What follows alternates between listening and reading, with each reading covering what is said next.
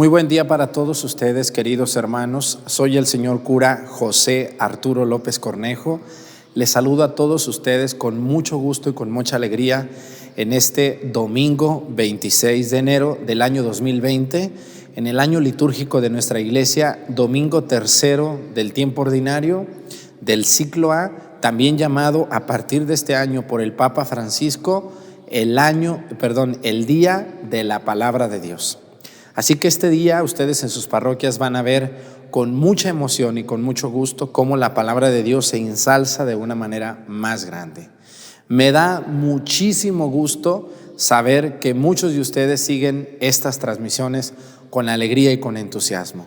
Yo, de mi parte, les agradezco infinitamente todos sus mensajes tan positivos, tan buenos, que me animan a hacer esta evangelización en las redes sociales tan carentes de Dios. Sean bienvenidos todos ustedes hasta sus pantallas, celulares, tabletas, donde me hacen el gran favor de escuchar contenidos importantes y bellos como es la palabra de Dios. Soy el señor cura José Arturo López Cornejo, les saludo desde esta capilla, el altarcito dedicado a la Virgen de la Luz y a San Miguel Arcángel, esta comunidad llamada Viramontes, donde tengo el gusto de grabar para ustedes en este día esta homilía que ustedes van a escuchar en sus parroquias de sus queridos párrocos. Vamos a escuchar el evangelio que este domingo usted, señora, señor que está viendo, muchacho, muchachona, que están viendo este video, van a escuchar en sus parroquias. Que el Señor esté con ustedes y con tu espíritu. Lectura del Santo Evangelio según San Mateo.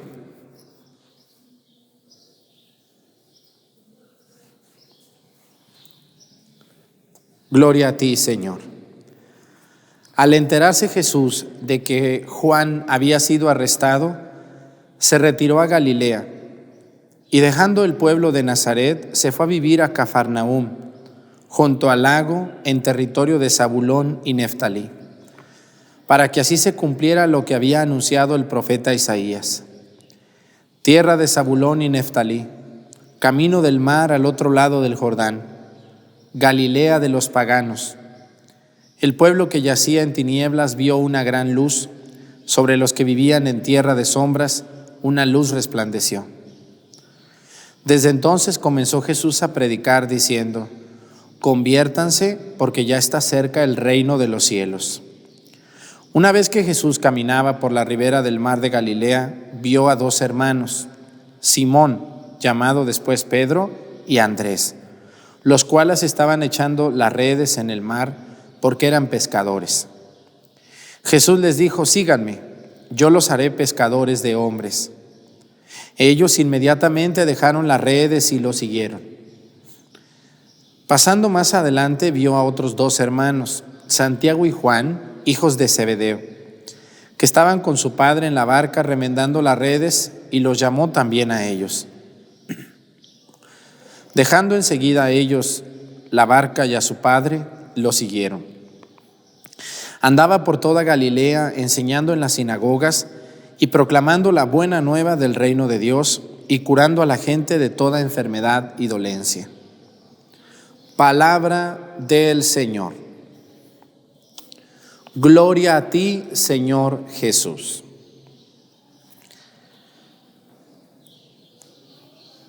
Bueno, hermanos, pues este domingo, analizando muy bien la palabra de Dios, tenemos que tener claro lo siguiente. El país actualmente donde Jesús se desenvolvió como hombre y como Dios se llama Israel, pero en los tiempos de Jesús el nombre de Israel no era el nombre de ese país. Ese país en alguna ocasión era conocido por los romanos como Judea, como la provincia de Judea. Pero también después se le llamó Palestina y luego se le llamó otra vez Israel y luego actualmente se divide en Israel y Palestina, es decir, ha habido muchísimos nombres. De hecho, el primer nombre que tuvo ese lugar era Canaán, ¿no? De los cananeos, los primeros habitantes de esas tierras, pero después se dividió la tierra prometida, acuérdense, en los 12 nombres de los 12 hijos de las 12 tribus que van a formar la tierra prometida. Entre esos 12 nombres encontramos algunos que hoy escuchamos en la palabra de Dios. Si ustedes se fijaron, dice tierra de Zabulón y Neftalí, ¿no? Dos tribus del pueblo de Israel, de la Judea, en los cuales están al norte de Israel. Si ustedes y yo vamos a un mapa de la Tierra Santa, vamos a encontrar que la Tierra Santa está a un lado del Mediterráneo, y después del Mediterráneo hay una franja que se llama Cisjordania, y eso quiere decir antes del río Jordán, y hay otra parte que se llama la Transjordania, que es la tierra después del río Jordán. Hay que recordar que todos los territorios de todo el mundo habidos y por haber están delimitados originalmente por arroyos, por ríos, por cerros, por lagos. Todo lo natural era lo que delimitaba un país o un estado o un municipio. Incluso actualmente muchos de nuestros municipios en México, la única delimitación es el territorio natural, un río o algo así. Lo mismo pasaba en Judea, lo mismito. Judea es una provincia romana en los tiempos de Cristo. Ya no se distinguían muy bien las 12 tribus, que eran 11 territorios, porque uno de ellos, que era Leví, a ese no le dieron territorio, sino le encargaron el templo, para que ustedes lo sepan. Pero ese es otro tema. A lo que quiero llegar es que el Evangelio habla de la tierra de Zabulón y Neftalí, norte de la Tierra Santa. En el norte de la Tierra Santa está la parte más abundante de toda la Tierra Santa, porque ahí está el lago. El lago, que se le va a llamar de tres maneras: el lago de Genesaret, el lago de Galilea o el lago de Tiberíades. Es lo mismo. Son tres nombres que tienen un origen diferente, pero que significan el mismo lago. Y el lago de Galilea es un lago hermoso, muy grande, en medio del desierto. Bueno, ahora ya lo han reverdecido los judíos, los israelitas son muy listos. Pero pues todo lo alrededor de Israel es un país árido realmente, así que ustedes digan qué bellísimo está, pues no, naturalmente no es tan bello. Entonces, pues muchas personas saben que donde hay agua hay vida, y donde hay vida pues hay trabajo, hay alegría, hay todo. Nuestro Señor Jesucristo, dice el evangelista hoy de San Mateo, que vivía en Nazaret, pero se dio cuenta que a su primo Juan lo habían encarcelado. Hay que recordar que Jesús comenzó a salir a la luz junto con su primo Juan. Juan el Bautista era conocido, era seguido, las personas seguían a San Juan Bautista porque bautizaba, porque predicaba, porque hablaba de Dios. Muchísimos seguían a San Juan Bautista, pero junto con San Juan Bautista, él le va preparando el camino a Jesús. Entonces Jesús, que está en una vida privada, aunque él es Dios y es hombre, llevaba una vida muy privada. Jesús durante casi 30 años, su vida va a ser muy poco pública.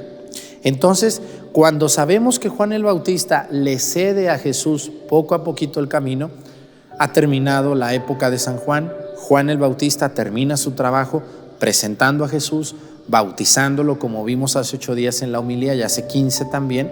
Y entonces San Juan lo que va a decir en el otro evangelio de hace 15 días dice: es bueno que yo disminuya y que él crezca. Así es. Es decir, viene a partir de este día, aparece Jesús como el hombre que comienza un camino de darse a conocer. Ahí va. Si ustedes se fijaron hoy en el evangelio, no hay ningún milagro de Jesús. Estamos acostumbrados a cada domingo escuchar un milagro, que cura a un leproso, que cura a una persona tullida, que cura a una persona que no. Hoy no aparece ningún milagro. Si ustedes se fijan, hoy San Mateo nos presenta dónde andaba Jesús y a dónde se va a trasladar a vivir. Ojo, muy, muy interesante lo que pasa hoy en el evangelio. Dice que Jesús va a dejar su tierra donde vivía, Nazaret, no es donde nació, porque él nació en Belén, pero vivía en Nazaret con la Virgen María. Parece que José ya no vive, pero con su mamá sí vive. Deja Nazaret y se traslada a vivir a Cafarnaúm. ¿Por qué en Cafarnaúm? Aquí habla muy bien San Mateo y dice Galilea de los paganos. ¿Cómo está eso, padre? Bueno, pues los judíos, aunque todos son judíos, hay de judíos a judíos. Es decir, Así como los católicos. Hay de católicos de nombre que no vienen a misa, que no se paran en la iglesia, que no rezan, pero dicen que son católicos, pues sabe qué tipo de católicos serán. Sin embargo, hay otros católicos muy cumplidores de la palabra de Dios, enamorados de las cosas de Dios, que tratan y luchan por ser buenos hijos de Dios.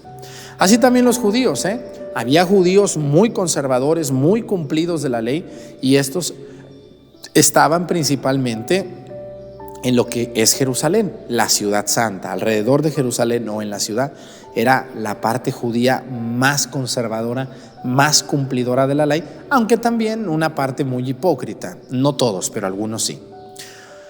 Entonces Jesús no se traslada a vivir a Jerusalén porque sabe que se va a enfrentar a estas personas que son difíciles. Jesús se traslada a Galilea, donde están sus paisanos que también son judíos, del norte de Jerusalén, del norte de Israel, del norte de la Judea, arriba de Jerusalén. Pero, ojo, muy importante esto, los galileos no eran tan cumplidores, aunque sí seguían a Dios, pero no eran tan cumplidores como los que estaban alrededor de Jerusalén. Así que Jesús se traslada a la región de Zabulón y Neftalí, a Cafarnaúm, lugar de donde es originario San Pedro y su hermano Andrés. Y lo primero que hace Jesús, aquí dice muy bien, a mí me gustó mucho el evangelio porque habla muy bien, dice que se fue a vivir a Cafarnaúm para que se cumpliera la profecía de Isaías. ¿Qué decía la profecía de Isaías? Dice, de Zabulón y Neftalí vendrá el Salvador, dice, al otro lado del Jordán, ahí está. Vivía en tierra de sombras y una luz resplandeció. Galilea es de los judíos y viven judíos, pero no son tan cumplidores, por eso son llamados medios paganos. ¿Quién es un pagano? Un pagano es un hombre, una mujer que más o menos cree en Dios, que conoce a Dios, pero que no cumple tanto, más o menos cumple, o no lo conoce bien, o se hace, pero allá anda entre azul y medias noches, ¿no? Más o menos así como que sí, como que no, como muchos que estoy viendo en este momento, como que se hacen y como que saben y como que no lo hacen y como que a veces lo hacen, o lo hacemos, porque a lo mejor yo también puedo ser medio pagano. Bueno, dice, desde entonces comenzó a Jesús predicando, dice, aquí viene la predicación de Jesús. Jesús comenzó a predicar, conviértanse porque ya está cerca el reino de los cielos. Esa va a ser la frase primera que aparece en boca de Jesús. Conviértanse porque ya está cerca el reino de los cielos. Convertirse. ¿Qué quiere decir convertirse? Quiere decir cambiar. Convertir es cambiar. Dejar de hacer algo para hacer algo distinto o mejor o bueno. Y cuando hablamos de convertirse, Jesús va a esos pueblos donde la gente está más abierta a las cosas de Dios que si se dirige a Jerusalén, donde la gente ya está muy cerrada. Si ustedes conocen, a veces hay parroquias, hay comunidades donde la gente ya se siente que el sacerdote o la catequista no les puede decir nada. No sé si ustedes conozcan gente por aquí más o menos así en la iglesia que van y que no les puede decir uno nada, porque si les dice uno somos unos groseros, somos unos agresivos, somos unos altaneros. ¿Tú qué me vienes a enseñar a mí si yo estudié en tal lugar, Y eso era lo que le sacaba a Jesús. Por eso Jesús se va a dirigir a Cafarnaúm, para cumplir la profecía de Isaías y por la apertura de los galileos. Acuérdense que a Jesús mismo le van a decir el Galileo, porque Nazaret está más cerca de la Galilea que de Jerusalén. Así que Jesús va a ser llamado el Galileo. Así lo van a bautizar, el Nazareno, el Galileo. ¿Qué otra manera le van a decir a Jesús? El Nazareno, etcétera. Muchos nombres le van a decir a nuestro Señor. Lo que yo les quiero decir en este día es que Jesús se dirige a Cafarnaúm y allá se va a encontrar a Andrés, es el primer apóstol que Jesús llama, y luego a Pedro, y después ahí mismo se va a encontrar a Santiago y a Juan. Muy interesante, si ustedes pusieron atención, dice que estaban pescando. Unos estaban arreglando las redes y los otros pescando. Y cuando Jesús les dijo, vengan y síganme, yo los haré pescadores de hombres, aquí tenemos que explicar muy bien el significado de las redes.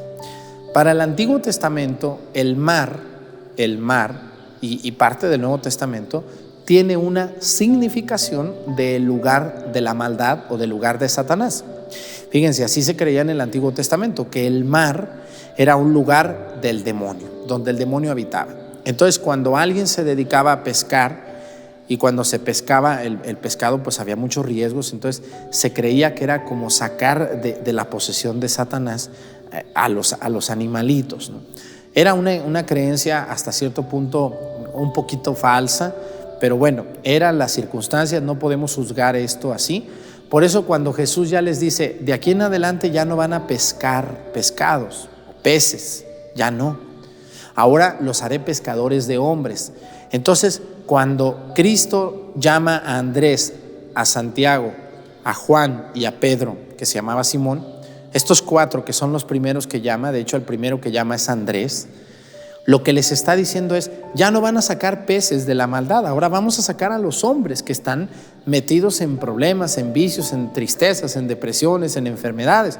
Entonces, el trabajo de Jesús viene a completarse llamando apóstoles, y esto va a ser algo que los mismos apóstoles van a continuar durante toda su enseñanza pública.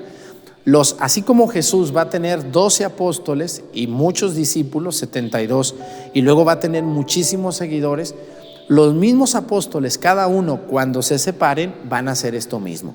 Ellos mismos van a tener sus discípulos, sus apóstoles, y van a ir formando comunidades en diferentes lugares. Esto es muy, pero muy interesante analizar cómo lo primero que hace Jesús es predicar, conviértanse porque el reino de Dios está cerca, y lo segundo, llama a los primeros apóstoles. Y vamos a ver qué más va a pasar, ¿eh? Aquí dice todo lo que les dije ahorita, ¿no? Los llamó, acuérdense que Andrés y Pedro son hermanos, así también Juan y Santiago son hermanos. Jesús llama a estos parecitos de hermanos. Yo creo que la mamá no estaba muy contenta porque Jesús se llevó a sus hijos, pero al final pues esta mujer va a ganar el cielo para ellos, ¿no? Ahí está la mamá de los hijos del Zebedeo, cuando le piden que uno se siente a tu derecha y uno a tu izquierda. Ya llegaremos a ese evangelio. Ahorita nomás les digo que son los mismitos, Juan y Santiago, ¿sale? Los hijos del Zebedeo. Ahí va. Pero fíjense lo que dice, esta es la parte más esencial del evangelio que van a escuchar ustedes este domingo. Dice, andaba por toda Galilea enseñando en las sinagogas. ¿Quién andaba por toda Galilea? Jesús. Vamos a analizar muy bien qué es una sinagoga. ¿Qué es una sinagoga? ¿Actualmente existen las sinagogas? Claro que sí. La sinagoga es un lugar, como un salón que parece iglesia, pero no es iglesia, que los judíos de entonces y de hoy tenían. Y en esos lugares se reunían a estudiar buena parte de los libros del Antiguo Testamento. Hay que entender que entre los judíos hay judíos muy, muy conservadores que le llaman palabra de Dios solo a la Torá. ¿Qué es la Torá? Es el Pentateuco. ¿Qué es el Pentateuco? Son los primeros 5 libros de la Biblia: Génesis, Éxodo, Levítico, Números y Deuteronomio. Para el judío conservador, exageradamente, solamente los primeros 5 libros de la Biblia son inspirados por Dios, ninguno más. Para el judío que no es tan conservador, que más o menos vive su vida de fe, pero que no se cierra, le va a incluir, aparte de la Torá, que son los 5 libros primeros de la Biblia, le va a incluir los libros proféticos, sobre todo los profetas mayores, Isaías, Jeremías. Y también va a incluir otros libros ilustrativos, como son los libros históricos, como son los de Reyes, las Crónicas, o los libros biográficos, como son Tobías, Ruth, Judith. Sin embargo, estos últimos, los biográficos y los históricos, no los toman los judíos como palabra de Dios, sino como palabra que a ellos les conmueve y les emociona saber la historia de los reyes, de su país Israel, o los libros biográficos de hombres y mujeres venerables que eran judíos, como Ruth, Judith, Esther, etc. Entonces, la sinagoga era un lugar de judíos para judíos. Nada de que usted o yo, el padre Arturo, no, pues yo también quiero ir a una sinagoga, voy a asomarme. No, señora. Para que usted pueda participar en una sinagoga activamente, tiene que hacerse judía. Puede ir a asomarse, a lo mejor la van a dejar por ahí ver, pero de preferencia no, porque Los judíos son celosos de su fe, son hombres muy cuidadosos, seguidores de Yahvé, igual que nosotros, solamente que no le creyeron a Jesús, pero todo lo demás nos parecemos mucho los judíos y nosotros los cristianos. Así que es muy interesante saber que Jesús andaba en las sinagogas. Fíjense, ¿por qué Jesús iba a las sinagogas? Número 1, porque Jesús es judío. Número 2, porque en las sinagogas estaban los judíos amantes de Dios, cumplidores de Dios, conocedores de la palabra de Dios. Entonces, si Jesús se dirigía a unos que no sabían nada de Yahvé, sobre todo romanos o griegos, pues se le iba a hacer más difícil predicarles primero a ellos. Así que Jesús decidió y optó, como lo va a hacer San Pablo incluso, primero ir a las sinagogas. Todos los pueblos tenían una sinagoga. Hay que entender muy bien que para el judío solamente hay un templo, el templo de Jerusalén. Solo existe un templo, el templo que construyó Salomón en Jerusalén, donde actualmente se encuentra. Lo único que queda de ese templo antiguo es el muro de las lamentaciones, el muro de los lamentos y parte de la explanada. Todo el templo fue destruido por último en el año 70 después de Cristo, y desde entonces lo que tenemos es lo único que queda.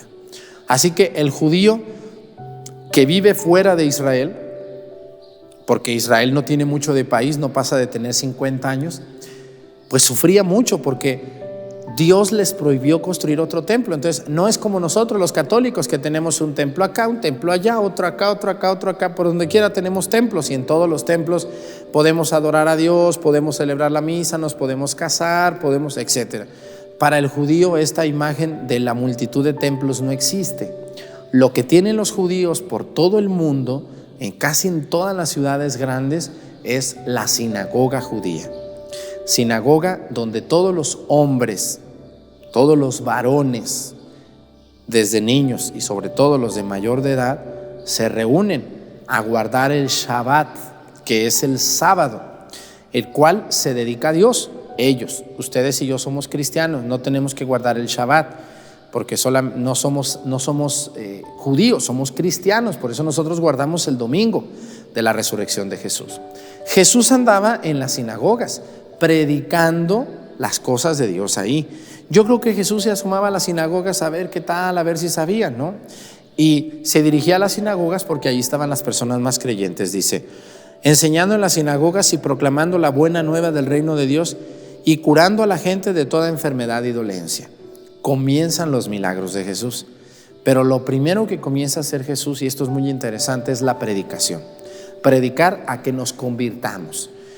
Yo como sacerdote a veces predico y les mando un video y les mando otro video y les digo miren esto y aquello, y cuando a uno lo ven y le hacen caso, pues uno se siente satisfecho.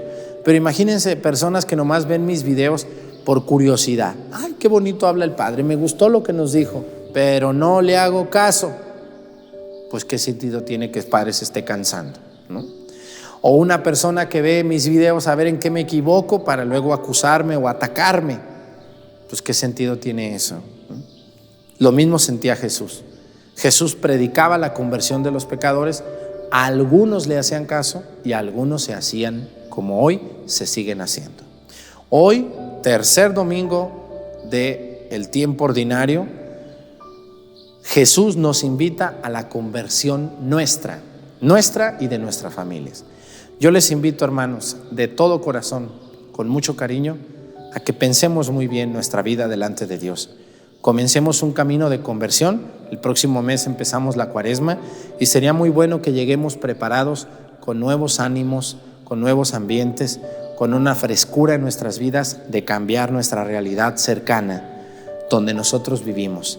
No podemos cambiar al mundo, pero podemos cambiar nuestro mundo, que es nuestra familia, nuestro trabajo, nuestra cuadra, nuestra casa, donde vivimos y donde somos.